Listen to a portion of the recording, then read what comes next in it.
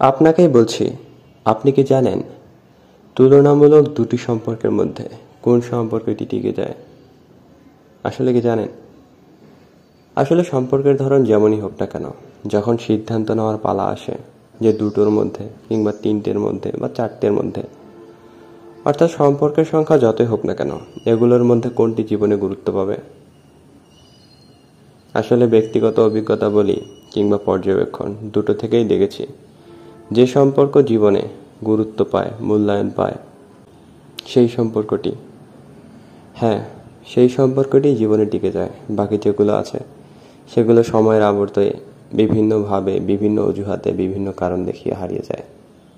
আর এই হারিয়ে যাওয়ার মধ্যে যদি আপনি পড়েন, আপনার কোনো সম্পর্ক পড়ে যেটা আপনি হারাতে চান নাই কিন্তু হারিয়ে গেছে, এটাকে মেনে নিন।